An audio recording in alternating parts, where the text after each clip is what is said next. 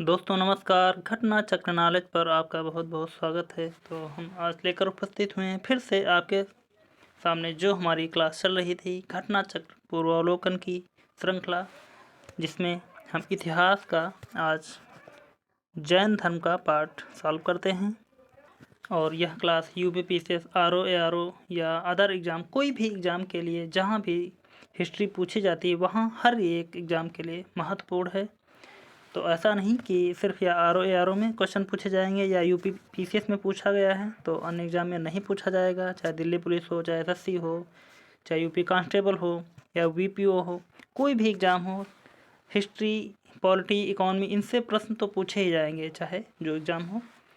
तो हम बढ़ते हैं प्रश्नों की तरफ। और प्रश्नों को देखने से पहले हम थोड़ा सा जैन धर्म की हिस्ट्री के बारे में जान लेते हैं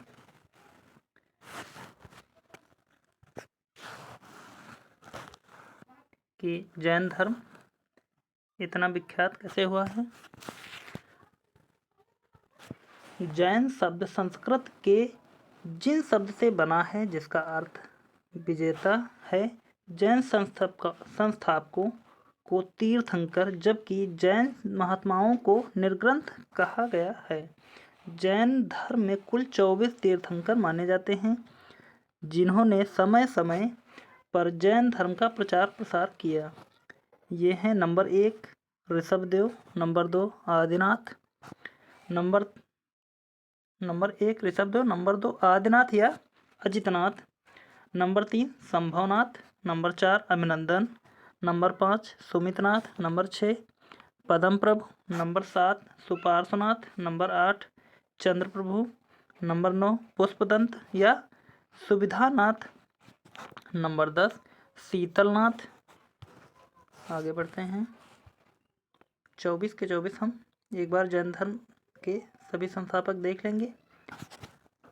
और नंबर 11 पर है Shreyansnath, number 12 Vasupuj, number 13 Vimalnath, number 14 Anantnath, number 15 Dharmanath, number 16 Shantinath, number 17 Kunthunath, number 18 Aranath, number 19 Mallinath, number 20 Muni Suvrat, number 21 Neminath, number 22 Nemnath या अरिष्टनेमी, नंबर 23 पार्श्वनाथ, नंबर 24 महावीर स्वामी।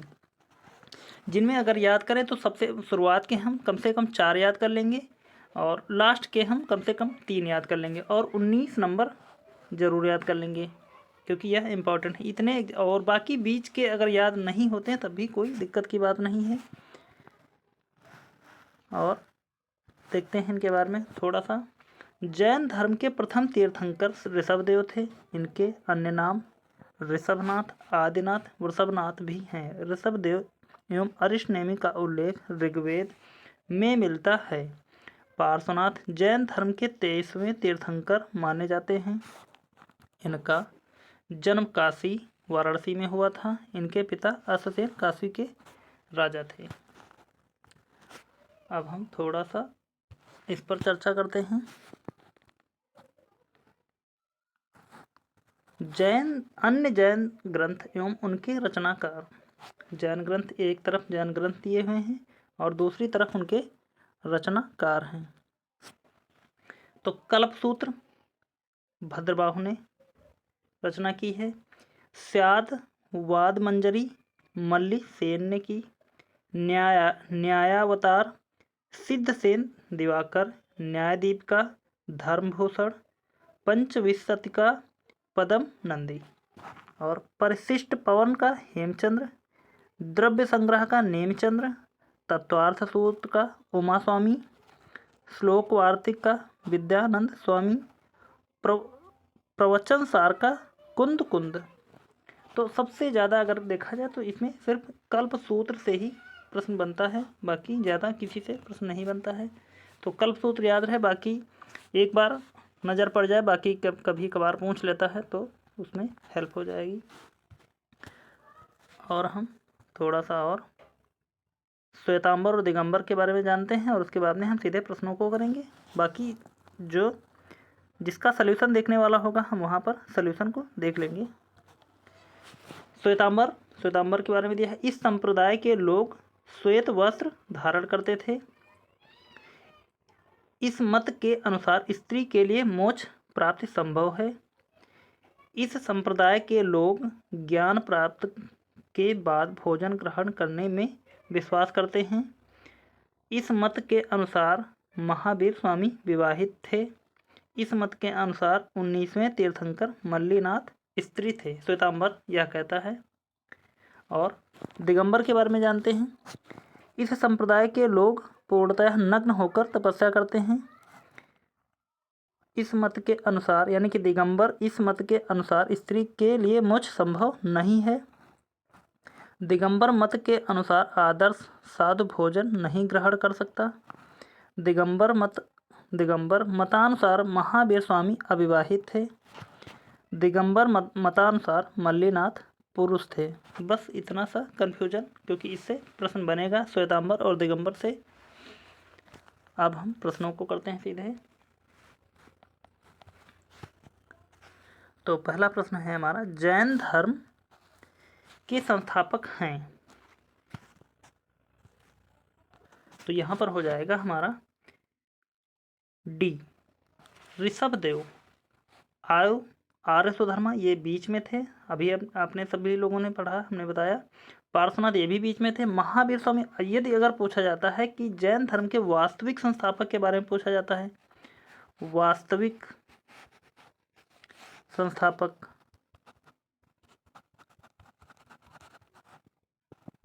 तो हमारे हो जाएंगे महावीर स्वामी। लेकिन यदि पूछा जा रहा सिर्फ जैन धर्म के संस्थापक, तो यहाँ पर सिर्फ हम ऋषभदेव लगाएंगे।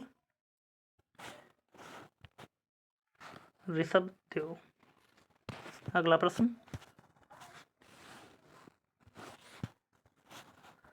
नंबर 2, जैन धर्म के प्रथम तीर्थंकर कौन थे।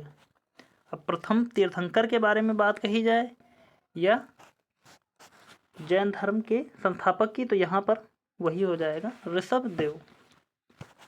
अगला प्रश्न, जैन धर्म या जैन तीर्थंकर पार्श्वनाथ निम्नलिखित स्थानों में से मुख्यतः किससे संबंधित थे। तो यहाँ पर देखते हैं, वाराणसी, बी कौशाम्बी, सी गिरिब्रज, नंबर डी चंपा।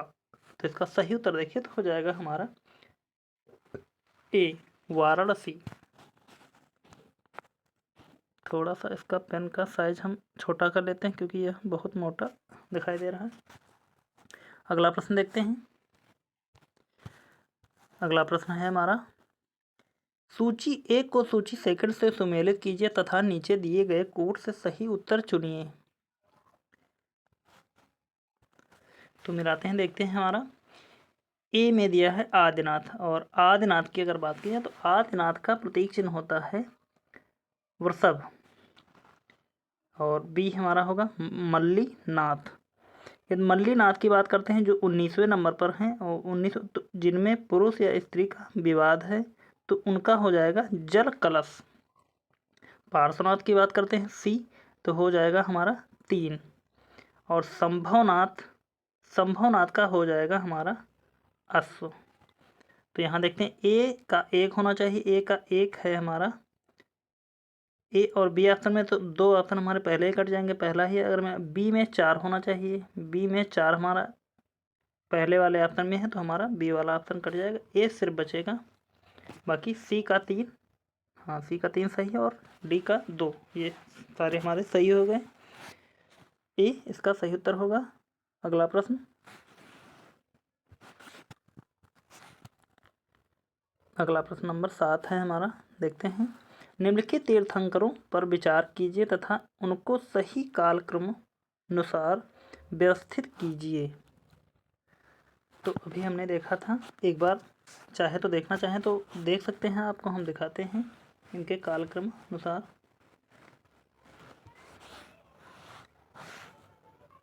यहाँ पर संभवनाथ सबसे पहले दिया है, और उसके बाद में अभिनंदन दिया हुआ। तो संभवनाथ है अभिनंदन से जो स्टार्ट है उसको हम सबसे पहले, यह आ गए हमारे अभिनंदन। तो अभी हमने बताया अभिनंदन, तो अभिनंदन हमारा नंबर 1 पर हो जाएगा। जब 1 से स्टार्ट करेंगे तो हमारा ए वाला ही ऑप्शन बचेगा, बाकी सारे ऑप्शन हमारे कट जाएंगे, क्योंकि 3 और 4 से स्टार्ट हो रहा है, तो 4 और 3 सबसे पहले नहीं होगा, उससे पहले अभिनंदन आएंगे, तो सबसे पहले 1 और उसके बाद में पदम प्रभु, और यहाँ पर 4 नंबर भी पहले आ गया है, तो यही हमारा ऑप्शन सही हो जाएगा। बढ़ते हैं आगे की तरफ।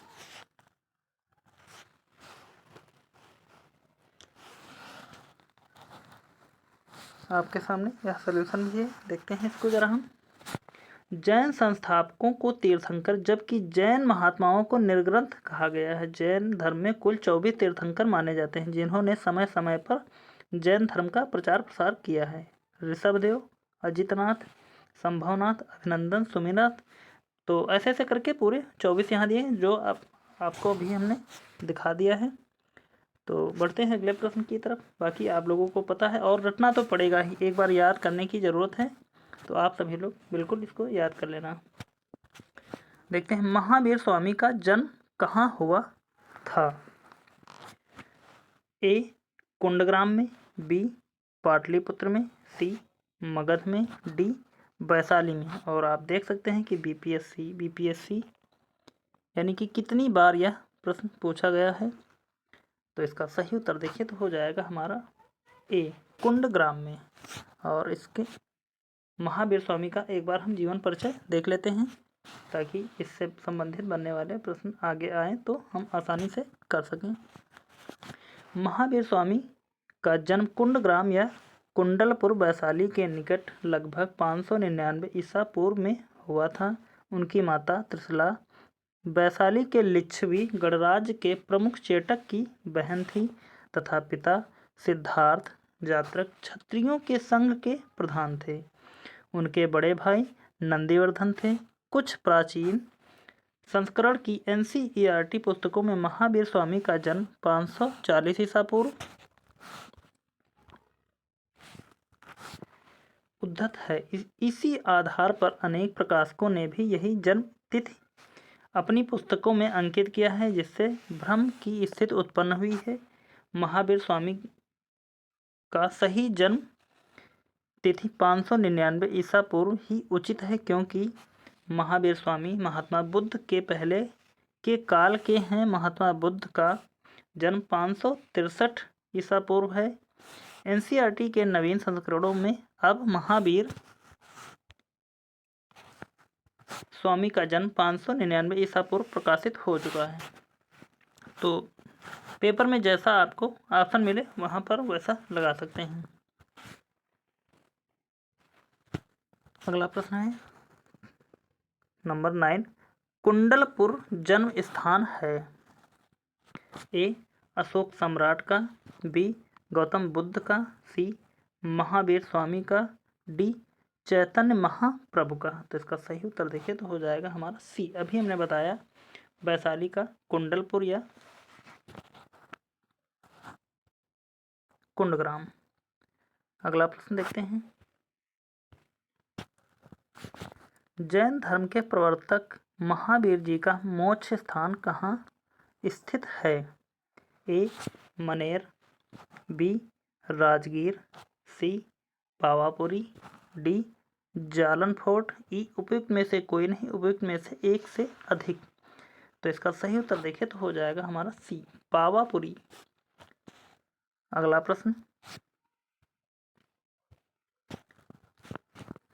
है हमारा महावीर जैन की मृत्यु निम्नलिखित में से किस नगर में हुई।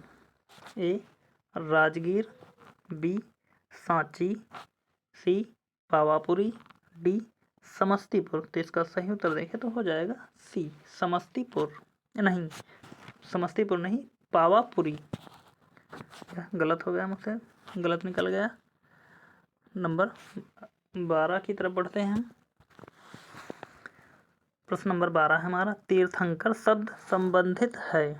ए बौद्ध से, बी ईसाई से, सी हिंदू से, डी जैन से। तो इसका सही उत्तर हो जाएगा हमारा डी जैन से, जिसमें 24 तीर्थंकर दिए हैं। तो तीर्थंकर शब्द जैन धर्म से संबंधित है। जैन तीर्थंकरों के क्रम में अंतिम कौन था। ए पार्श्वनाथ, बी ऋषभदेव, सी Mahavir Swami, D मणिसुब्रत IAS pre 1993 में पूछा हुआ प्रश्न है। तो यहाँ पर हो जाएगा हमारा सी, महावीर स्वामी जो 24वें तीर्थंकर थे।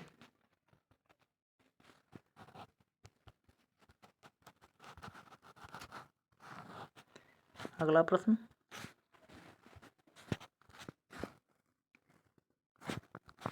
निम्नलिखित में से कौन एक जैन तीर्थंकर नहीं था? तो ए चंद्रप्रभु, या तो थे, अभी हमने जो पढ़ा था। नेमिनाथ, ये भी हैं। बी नाथ मुनि, नहीं, नाथ मुनि हमारा कहीं पर नाम नहीं आया। और संभव नाथ आया था, तो ये भी हैं। यानी कि सही उत्तर देखें अगर तो हो जाएगा हमारा बी, तीर्थंकर नहीं था पूछा जा रहा, तो ये तीनों थे। और यहाँ पर ये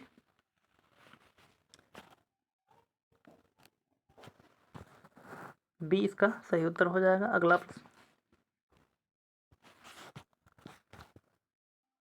प्रश्न नंबर 15 है, महासागिर जिनका तीर्थ स्थल है वे हैं। सॉरी, महासगिर नहीं, ये प्रभासगिर है। प्रभासगिर जिनका तीर्थ स्थल है वे हैं। ए बौद्ध, बी जैन, सी शैव, डी वैष्णव। तो इसका सही उत्तर देखिए तो हो जाएगा हमारा बी जैन। अगला प्रश्न, जैन धर्म में पूर्ण ज्ञान के लिए क्या शब्द है? ए जिन, बी रत्न, सी कैवल्य, डी निर्वाण। तो इसका सही उत्तर देखें तो हो जाएगा हमारा सी कैवल्य। जैन धर्म में जो पूर्ण ज्ञान प्राप्त कर लेते हैं उनको कैवल्य कहा जाता है। अगला प्रश्न नंबर 17, महावीर स्वामी को किस नदी के तट पर ज्ञानोदय प्राप्त हुआ था? A Shadasikta, B Palasini, C Ganga, D Rijupalika. UPRO mains 2017 में पूछा हुआ प्रश्न है।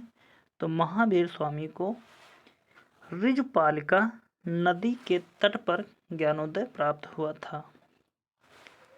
तो इसका बढ़ते हैं आगे। अगला प्रश्न है हमारा प्रश्न नंबर 18, त्रिरत्न सिद्धांत सम्यक धारण, सम्यक चरित्र एवं सम्यक ज्ञान जिस धर्म की महिमा है वह है? बौद्ध धर्म, बी ईसाई धर्म, सी जैन धर्म, डी इनमें से कोई नहीं। UPPCS प्री 2004 में पूछा हुआ प्रश्न है। तो इसका सही उत्तर देखें तो हो जाएगा हमारा सी जैन धर्म। अगला प्रश्न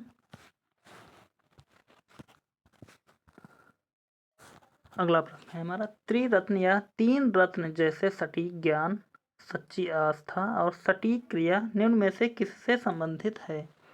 तो वही हमारा क्वेश्चन पूछने का तरीका चेंज हो रहा है, लेकिन प्रश्न और उसका उत्तर भी वही है, जैन धर्म हो जाएगा। अगला प्रश्न, कौन सा दर्शन त्रिरत्न को मानता है? ए बौद्ध दर्शन, बी न्याय दर्शन, सी योग दर्शन, डी जैन दर्शन, सी इनमें से कोई नहीं। तो इसका सही उत्तर देखें तो हो जाएगा हमारा इनमें से कोई नहीं दिया हो। तो एक बार इसका हम सल्यूशन देखते हैं ताकि हम कन्फ्यूजन में ना पड़े, क्योंकि यह प्रश्न कुछ पेपर में जब आया था तो विवादित था। जैन दर्शन में मोक्ष के लिए 3 साधन अवश्य बताए गए हैं, सम्यक दर्शन, सम्यक ज्ञान एवं सम्यक चरित्र। इन तीनों को जैन धर्म में त्रिरत्न की संज्ञा दी गई है। बुद्ध धर्म में बुद्ध, धम्म एवं संघ, बौद्ध दर्शन के त्रिरत्न माने जाते हैं। छत्तीसगढ़ लोक सेवा आयोग ने इस प्रश्न को मूल्यांकन से बाहर कर दिया था, क्योंकि यहाँ बौद्ध धर्म और जैन धर्म दोनों होगा, तो एक लगाना सही नहीं है। जब एक मिल जाए कोई बौद्ध धर्म या जैन धर्म तो हम आसानी से प्रश्न को लगा सकते हैं, क्योंकि यहाँ पर दोनों हैं। अगला प्रश्न, अणुव्रत सिद्धांत का प्रतिपादन किया था? ए महायान बौद्ध संप्रदाय ने, बी हीनयान बौद्ध संप्रदाय ने, सी जैन धर्म ने, डी लोकायत शाखा ने। तो यहाँ इसका सही उत्तर देखें तो हो जाएगा हमारा सी, जैन धर्म ने। अगला प्रश्न, या इसका एक बार सॉल्यूशन देखते हैं। जैन धर्म में 5 महाव्रत, अहिंसा, सत्य, ब्रह्मचर्य, आस्तेय एवं अपरिग्रह की व्यवस्था की गई है। जैन धर्म में गृहस्थ के लिए 5 महाव्रत अणुव्रत के रूप में व्यवहारित हुआ है। क्योंकि संसार में रहते हुए इन महाव्रतों का पूर्णतः पालन करना संभव नहीं है, इसलिए आंशिक रूप से इनके पालन के लिए कहा गया है। 1 अहिंसाणुव्रत, नंबर 2 सत्याणुव्रत, नंबर 3 अस्तेयाणुव्रत, नंबर 4 ब्रह्मचर्याणुव्रत, नंबर 5 अपरिग्रहाणुव्रत। अब हम अगले प्रश्न की तरफ बढ़ते हैं। प्रश्न नंबर 22, स्यादवाद सिद्धांत है ए लोकायत धर्म का, बी शैव धर्म का, सी जैन धर्म का, डी वैष्णव धर्म का। तो यहाँ हो जाएगा सी जैन धर्म का। छत्तीसगढ़ या उत्तराखंड PCS प्री 2005 में पूछा हुआ प्रश्न है।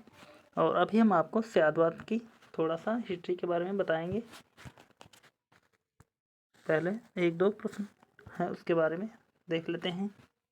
स्यादवाद संबंधित है, तो यहाँ पर भी स्यादवाद के बारे में पूछा, ये भी हमारा जैन से हो जाएगा। अगला प्रश्न, निम्नलिखित में से कौन कौन से सिद्धांत जैन धर्म से संबंधित हैं? ए अनेकांतवाद, बी नंबर 2 सर्व अस्तित्ववाद, नंबर 3 शून्यवाद, नंबर 4 स्यादवाद।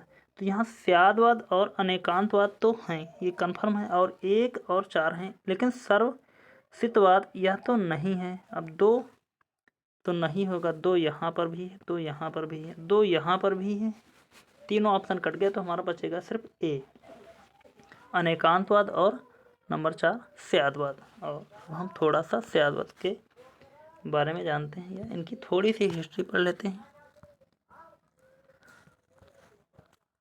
दिया है अनेकांतवाद एवं स्यादवाद जैन धर्म से संबंधित हैं। महावीर स्वामी ने आत्मवादियों तथा नास्तिकों को एकांतिक मतों को छोड़कर बीच मार्ग अपनाया, जिसे अनेकांतवाद या स्यादवाद कहा गया। स्यादवाद को सप्तभंगनी भी कहा जाता है। यह ज्ञान की सापेक्षता का सिद्धांत है। शून्यवाद बौद्ध धर्म का एक संप्रदाय है, जिसके प्रवर्तक नागार्जुन हैं, जबकि सर्वसिद्धवाद बौद्ध दर्शन का एक संप्रदाय है, जिसका मानना है कि तीनों काल में संसार की सभी वस्तुओं का अस्तित्व है। इसे वैभाषिक भी कहते हैं, अतः विकल्प ए सत्य है। तो पता चल गया कि स्यादवाद और अनेकांतवाद की हिस्ट्री का। अगला प्रश्न देखते हैं। जैन दर्शन के अनुसार सृष्टि की रचना एवं पालन पोषण सार्वभौमिक विधान से हुआ है, बी सार्वभौमिक सत्य से हुआ है, सी सार्वभौमिक आस्था से हुआ है, डी सार्वभौमिक आत्मा से हुआ है। तो इसका सही उत्तर देखें तो हो जाएगा हमारा ए सार्वभौमिक विधान से हुआ है।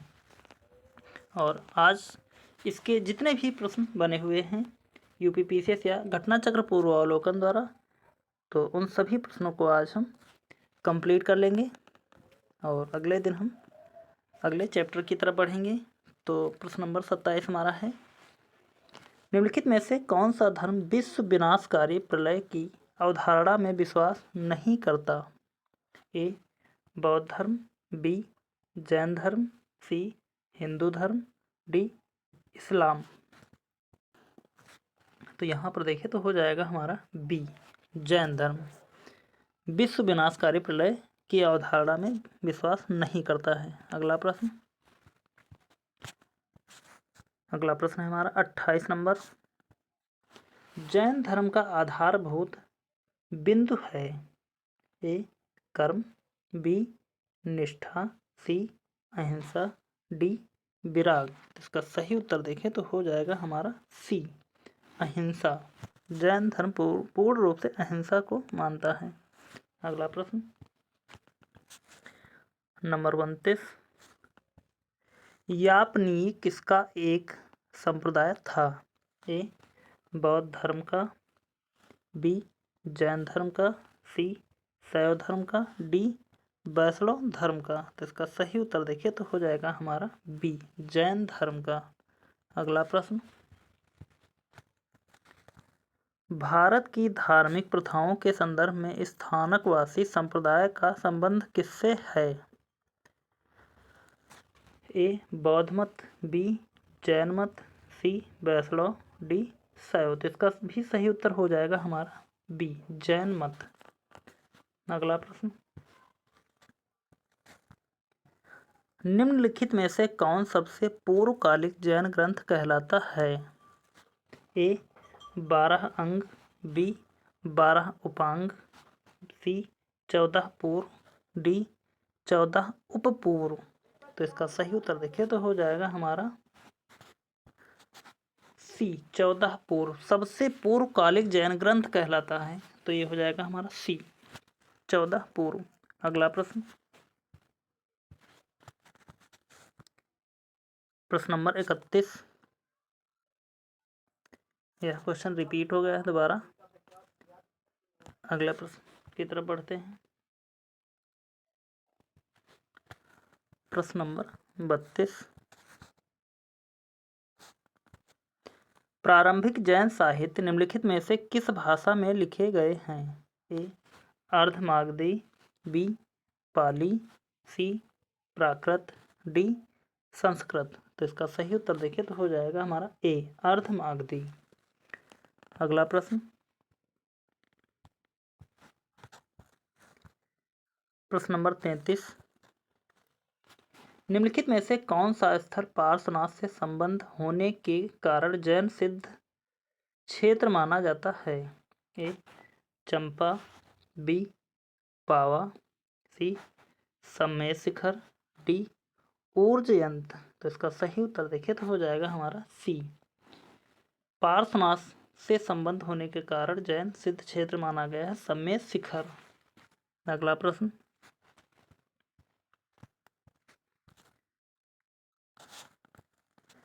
निम्नलिखित में से कौन सा आरंभिक जैन साहित्य का भाग नहीं है? ए थेरी गाथा, बी आचरांग सूत्र, सी सूत्र कृतांग, डी बृहकल्प सूत्र। IAS प्री 1996 में पूछा हुआ प्रश्न है। तो इसका सही उत्तर देखिए तो हो जाएगा हमारा ए, थेरी गाथा। जैन धर्म का नहीं, बाकी ये तीनों हमारे जैन धर्म से संबंधित हैं। अगला प्रश्न,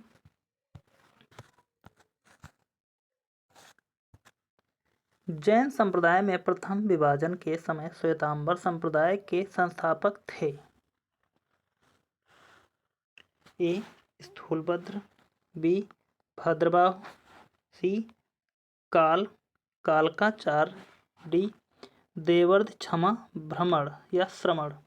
तो इसका सही उत्तर देखिए तो हो जाएगा हमारा ए, स्थूलभद्र। अगला प्रश्न, भगवान महावीर का प्रथम शिष्य था? ए जामाली, बी योसुद, सी विपिन, डी प्रभास। तो इसका सही उत्तर हो जाएगा हमारा ए, भगवान महावीर का प्रथम शिष्य जामाली था, जो इनका शिष्य भी था और दामाद भी था। अगला प्रश्न,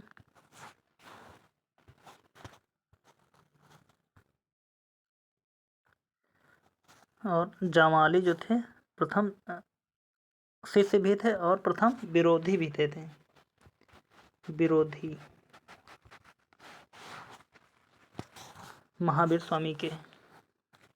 महावीर का प्रथम अनुयायी कौन था? यहाँ पर भी जामाली है और ये प्रथम अनुयायी भी थे और विरोधी भी हमने बताया। अगला प्रश्न, किस जैन सभा में अंतिम रूप से श्वेतांबर आगम का संपादन हुआ? ए वैशाली में, सी बी वल्लभी में, सी पावा में, डी पाटलिपुत्र में। यूपीपीएससी मेंस 2008 में पूछा हुआ प्रश्न है। तो इसका सही उत्तर देखें तो हो जाएगा हमारा डी पाटलिपुत्र में अंतिम रूप से श्वेतांबर आगम का संपादन हुआ था। अगला प्रश्न नंबर 39 दिया है, जैन साहित्य से संबंधित निम्नलिखित कथनों को पढ़िए तथा सटीक विकल्प को चुनिए। तो कथन और कारण दिए हुए हैं, नहीं दो कथन दिए हुए हैं, दोनों में यह देखना कि कौन हमारे सही हैं।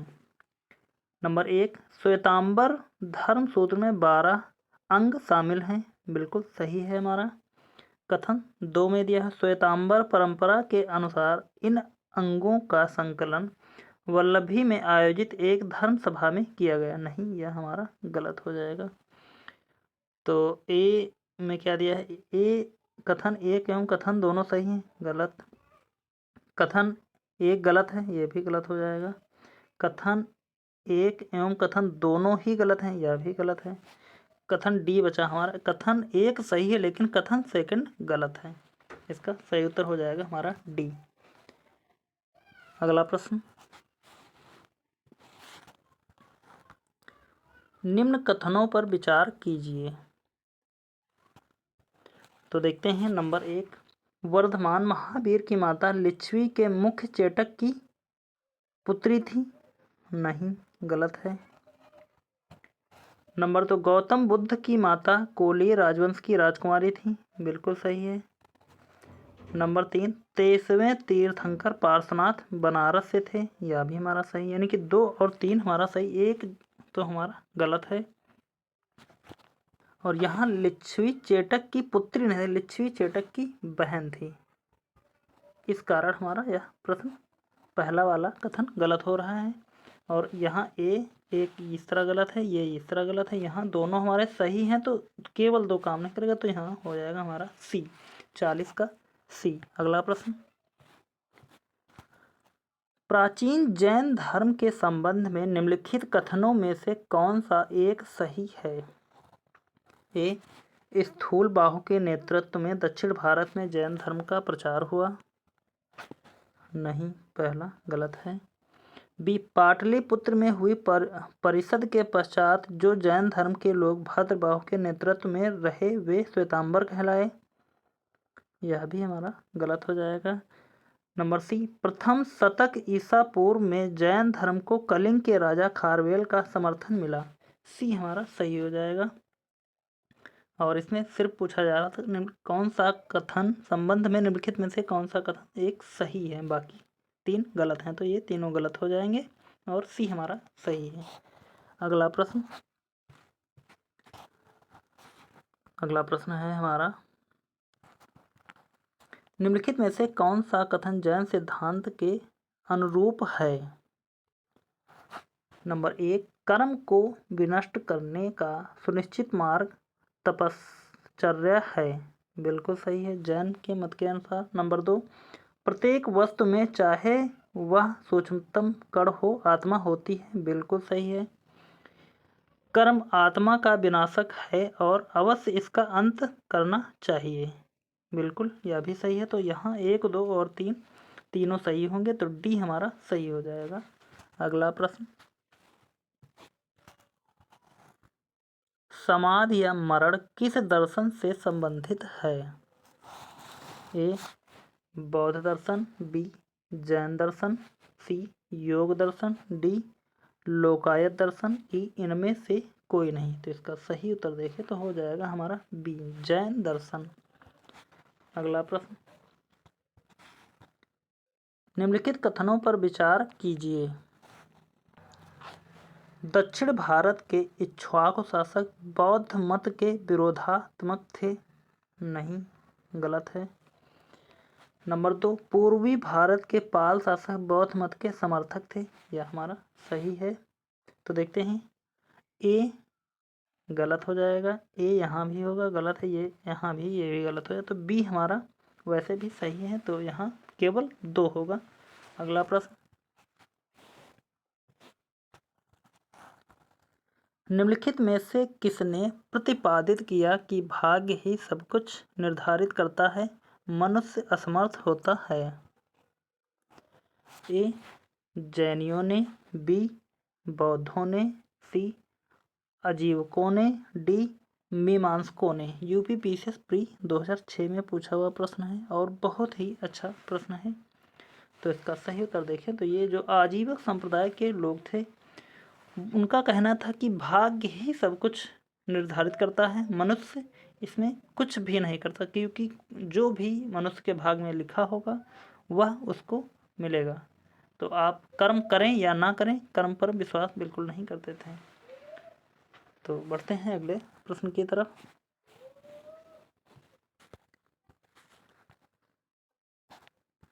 नंबर 47, संप्रदाय जो नियत की अटलता में विश्वास करता था। ए जैन, बी आजीवक, सी चारवाक, डी बौद्ध। तो इसका भी सही उत्तर देखें तो हो जाएगा बी आजीवक। जो आजीवक संप्रदाय के लोग नियति पर विश्वास रखते थे कि यदि हमारे लिए कोई चीज़ बनी है तो वो हमको अवश्य ही मिलेगी, हम उसके लिए प्रयत्न करें या ना करें। जैसा कि हमारे लिए यदि भोजन बना है तो हमें खाने को ज़रूर ही मिलेगा, हम उसके लिए प्रयास करें या ना करें। तो ऐसी उनकी सोच थी आजीवक संप्रदाय के लोगों की। इस कारण वह अब नष्ट भी हो गए हैं या पृथ्वी पर नहीं हैं।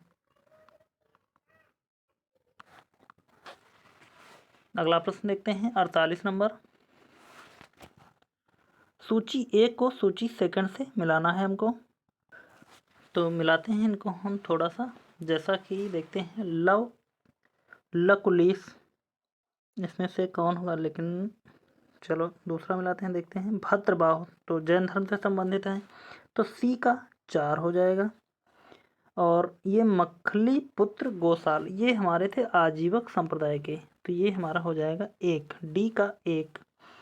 और नागार्जुन की बात करते हैं तो नागार्जुन हमारे सुनिवास से संबंधित है। और बचे हमारे अब लकुलिस, तो ये हो जाएगा सिर्फ बचा हमारा ऑप्शन 3। तो यहाँ पर देखते हैं 3, 2 और 4, 1। तो यहाँ पर बी वाला ऑप्शन हमारा निकल कर आ जाएगा, बाकी तीनों गलत हो जाएंगे। अगला प्रश्न,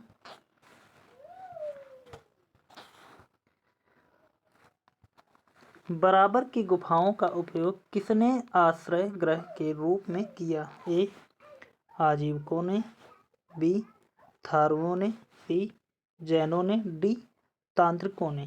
तो इसका सही उत्तर देखें तो हो जाएगा हमारा ए बराबर की गुफाओं का उपयोग रहने के लिए या आश्रय गृह के रूप में आजीवक संप्रदाय के लोगों ने किया।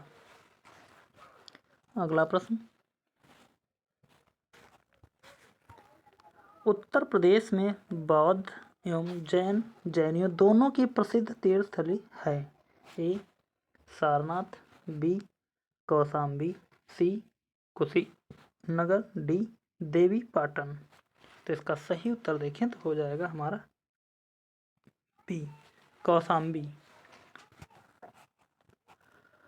अगला प्रश्न, और यदि आप सभी लोगों को यह वीडियो अच्छा लग रहा है तो प्लीज़ आप लोग सब्सक्राइब कर लिया करें और लोगों तक शेयर भी कर दिया करें। अगला प्रश्न है हमारा, श्रवणबेलगोला में गोमतेश्वर की विशाल प्रतिमा किसने स्थापित करवाई थी? ए चामुंड राय ने, बी कृष्ण प्रथम ने, सी कुमारपाल ने, डी तेजपाल। तो इसका सही उत्तर देखें तो हो जाएगा हमारा ए चामुंड राय ने। अगला प्रश्न देखते हैं। अगला प्रश्न है हमारा, महान धार्मिक घटना महामस्तकाभिषेक निम्नलिखित में से किससे संबंधित है और किसके लिए की जाती है? ए बाहुबली, बी बुद्ध, सी महावीर, डी नटराज। तो यह क्वेश्चन आपके लिए हम होमवर्क के लिए देते हैं। यदि आप पूरा वीडियो देखते हैं तो आप हमें कमेंट करके इसका उत्तर ज़रूर बताएं, ताकि हमको भी पता लगे कि आपने पूरा वीडियो देखा है। और यदि देखा है तो प्लीज़ लाइक कर देना और सब्सक्राइब कर लेना, और आप लोगों तक शेयर भी कर देना, ताकि आप लोग शेयर करेंगे तो इससे हमें थोड़ा सा मोटिवेशन मिल जाएगा और अपना परिवार थोड़ा सा और बढ़ जाएगा। तो यदि अगर कहीं त्रुटि भी होती है तो आप प्लीज़ कमेंट ज़रूर करके हमें बता देना। तो मिलते हैं फिर अगले वीडियो में, तब तक के लिए धन्यवाद। जय हिंद।